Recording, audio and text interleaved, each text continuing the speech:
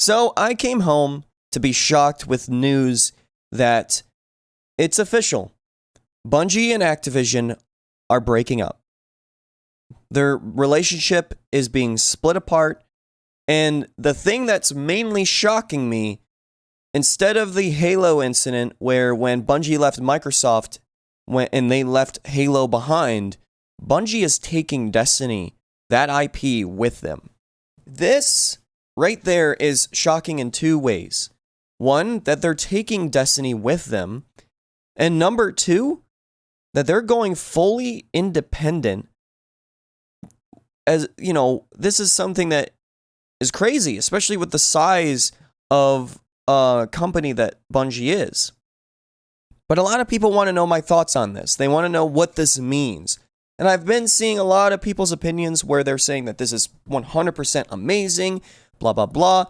And I'm here to give you, hope, but also give you a reality check. So let's talk about the good.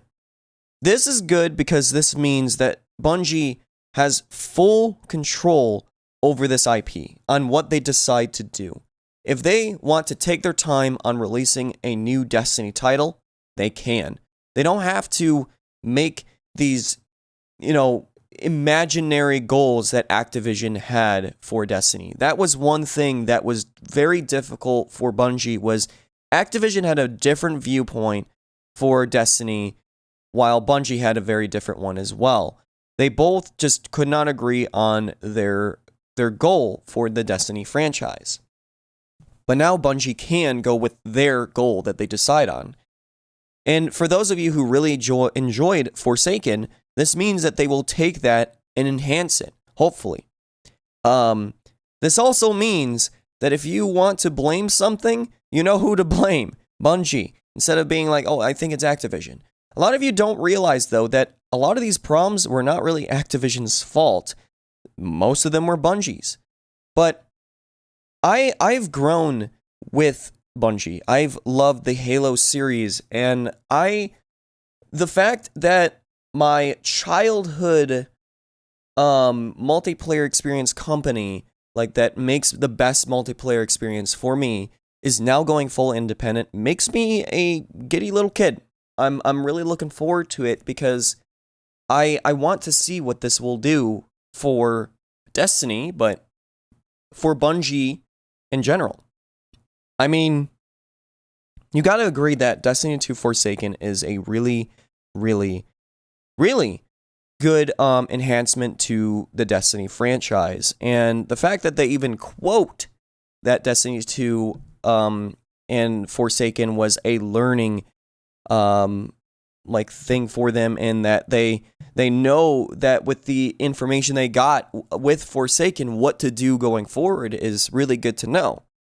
But then we get into the bad, and the potential bad stuff, I should say. These are not, something that is going to happen, but, I don't want to think anything negative about Bungie. I love them. They're amazing, but I am going to tell all of you that the dark end of things, because, I like to be honest with all of you. I don't like to just be like, hey, I want to go out to dinner with Bungie, so I'm going to make sure that I say nice things all the time. No.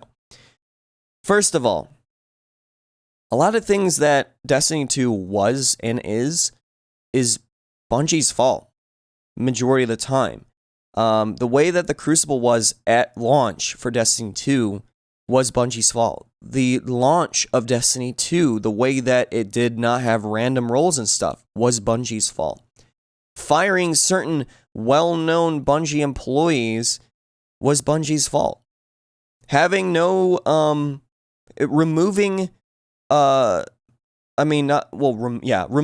connection, seeing people's connection and sneaking in skill-based matchmaking into Destiny 1 was Bungie's fault.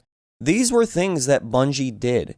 And I know that a lot of you like to say Bungie's your best friend. They're still a company. And to me, yes, Bungie, it feels like they're my friend. But, they've been doing some things that some friends should not do. And they could still screw things up in the future. They are listening to feedback, but they're not always going to be perfect. Destiny 2 could still do well, but then when Destiny 3 comes out, it could be a rush product again. It could be something that's a flop because they don't know what they're doing. They could still have microtransactions because that is something that Bungie did look towards. If they do microtransactions the way that they've been doing, then that's perfectly fine.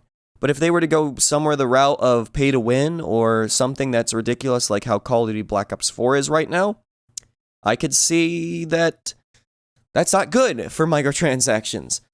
But going all fully independent does not mean that they're going to do things right all the time. They could still mess up. That's the point that I'm trying to make. I'm not trying to say that, hey, your happiness, throw it out the window. But I'm trying to let all of you know, be cautious. Don't think for yourself. Don't just think, oh, this Bungie said that they learned, therefore it happened. No, I'm more of a person that once you screw up a certain amount of times, I like to see proof that you've learned versus me being like, yeah, I believe you this time. And, I see that people are just generally like when Forsaken came out, people were like, yes, we will follow you. We will do everything, Bungie, for you. We'll stick by you. And me, I'm like, I will too. But if you screw me over, I swear. But I'm more cautious. I'm not just being, a mind like zombie and following what they say entirely. I want them to be successful, and them being independent is something that I am really looking forward to. But people don't understand that Activision is not like this mastermind of evil. I mean, yes, they are. They are very corporate about what their practices are, but they're not the main blame for why Destiny was bad. That was Bungie. That was entirely Bungie. And I just like to make that clear to people because people don't get that. I would say that there are some things that Activision obviously does pull strings on the release scheduling of games. Their monetization pushing is a big one.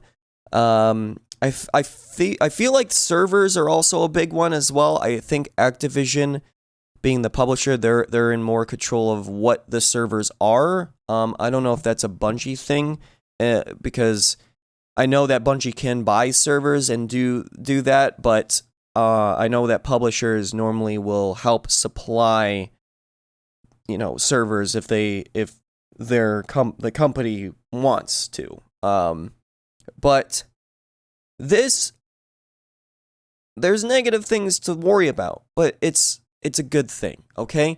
This is something that should be just celebrated, because this is Bungie.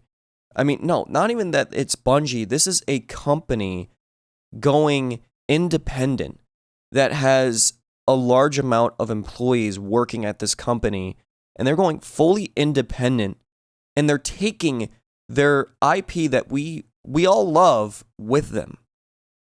And with this, makes us feel like, at least for now, that we have more opinion, more of our opinions to be justified when it comes to building the future of Destiny. That Bungie will start to look to polishing Destiny, to making it a great franchise going forward, and learning from the things that do well and the things that do bad.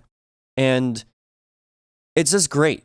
I'm just looking forward to what this means. There are things to worry about still, because they could still mess up, but there is a lot of things that they could do right. It all depends on what Bungie decides to do. But they are very new into this, they're separated, so you gotta understand that this is their first time stepping out into the wilderness. So they're not gonna instantly have their instincts of being out there by themselves. Like, they got to have some time to really adapt into what they are now, independent. But this is great for gaming. It's amazing for the Destiny community, and I'm very happy about this. So, sorry that I'm late about this. I was gone, but I want to know your thoughts on this. But thank you so much. Chibi out.